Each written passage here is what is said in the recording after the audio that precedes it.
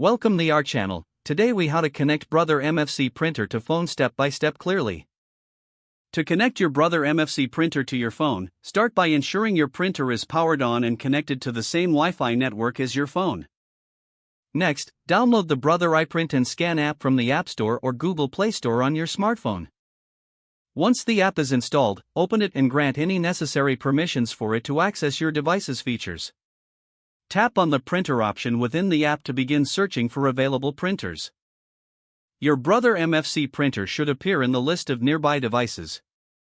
Select your printer from the list to establish a connection.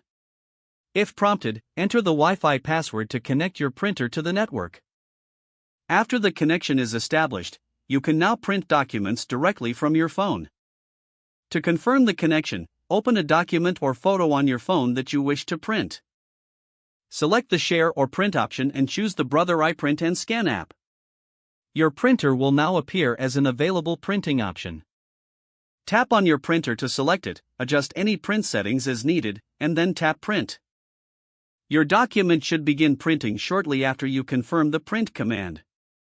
For troubleshooting, ensure both devices are on the same Wi-Fi network and restart the app if necessary. Now you are ready to enjoy wireless printing from your phone with your Brother MFC printer. If the page does not load, refresh the browser or try again in a private or incognito window. Make sure you are using the correct email address, then retype it carefully to avoid small typos. If your password is not accepted, use the reset option and create a new strong password you can remember. Check your spam folder for verification or security emails, then complete any requested confirmation steps. Enable two-factor authentication if available to improve account security and reduce unauthorized access risk. After signing in, review your profile details so your contact information and settings are accurate and current.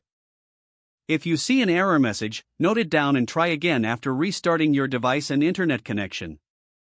Log out when you finish, especially on shared devices, to keep your account and payment information secure. If the page does not load, refresh the browser or try again in a private or Make sure you are using the correct email address, then retype it carefully to avoid small typos. If your password is not accepted, use the reset option and create a new strong password you can remember. Check your spam folder for verification or security emails, then complete any requested confirmation steps. Enable two-factor authentication if available to improve account security and reduce unauthorized access risk. Don't forget to like this video and subscribe to our channel for more step-by-step tech guides.